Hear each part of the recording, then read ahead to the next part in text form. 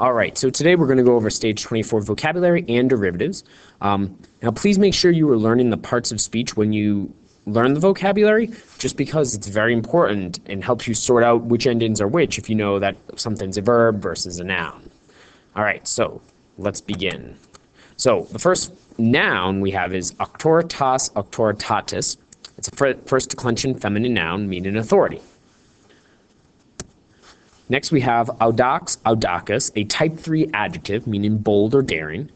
And since it's a type 3, it means it's masculine, feminine, and neuter nominative singular ending is all going to be audax. The audacus is a genitive form to give you the stem. Type 3 adjectives can be confusing because it looks like a noun, but remember, this is an adjective. The derivatives for this one is audacious and audacity. Cacer, caceris is a third declension masculine noun meaning prison.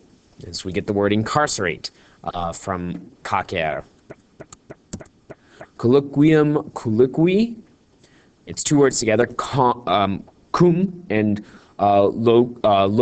locutus is what you know right now. Locor is the main verb, but cum and locor, it's to speak together with or to speak with. So this is a second declension noun.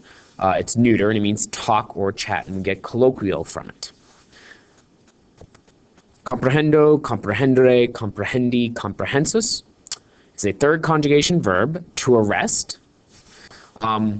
So comprehend and comprehensive are two derivatives from it. Comprehensive meaning all-encompassing, comprehend meaning you've grabbed hold and understand what's going on. Conscendo, conscendere, conscendi is a third conjugation verb, to climb or to mount, and it's synonymous with ascendo, which we learned in stage 21, and it's an antonym with descendo. All right, so it's good to know these pairings so you can kind of be like, oh, the words ending in scendo mean something to do with climb. All right, so cum, we learned it as a preposition. Now we're going to learn it as an adverb. So when it's a preposition with plus the ablative is how you translate it.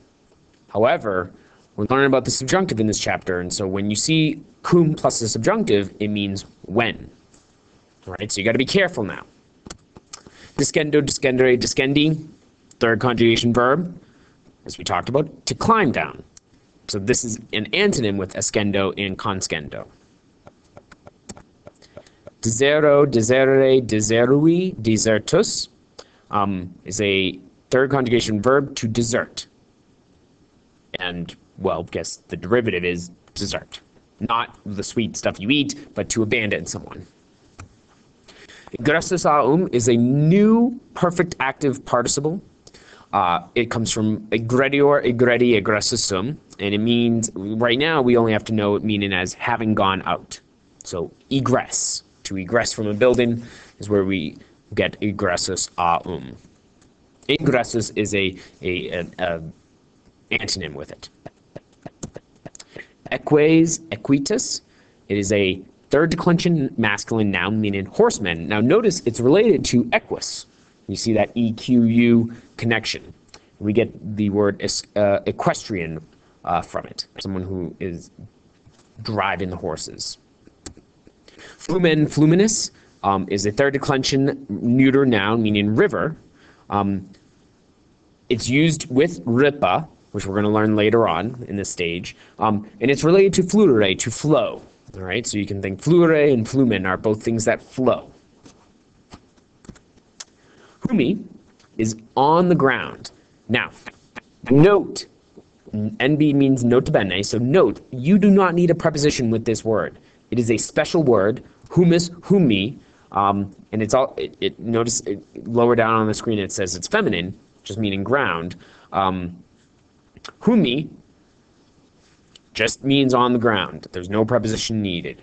As opposed to like when you have something like immensa on the table, you need that preposition there. Derivative, we get the word exhume from it. So when you're digging a grave, you exhume something. Infestus aum is a 212 type adjective. And it's hostile. And so it's hostile when ants infest your house. Good way to help remember that. Interia is an adverb meaning meanwhile. Not really exciting. Oh well. It's not one of those this is an adverb that you can't have a positive or comparative degree. It just means meanwhile. Neque is a conjunction, neither nor, and it's used together. When it's used together like this, it means neither nor, because we'll see it alone, and it has a different meaning then. Nusquam is another adverb meaning nowhere. So we've seen a couple of these before with the quam mendens, numquam, nusquam, umquam. So we got to, if these are getting confusing, you should put them write them down in a chart together to be able to compare them side by side. Then we have apugno, apugnare, apugnavi, apugnatus, a first conjugation verb meaning to attack. It's one of the many verbs we're going to learn to mean attack. Passus is a perfect passive participle from patior pati passusum, meaning having suffered.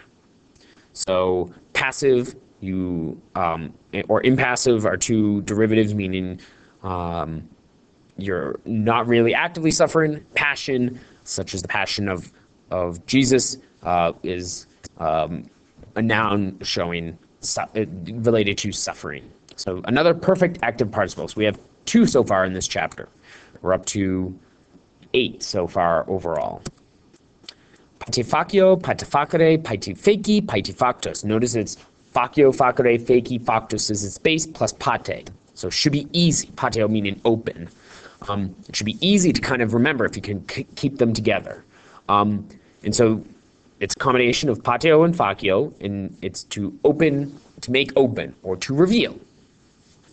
We get the word patent from there, which works because you have to reveal to the patent office what you are doing. All right. So this is a third IO conjugation verb, if I didn't mention that at the beginning. And I'm too far along to restart this video. Perfidos is a 2-1-2 adjective, and it is treacherous or untrustworthy. Notice it's an antonym of fidelis fidele.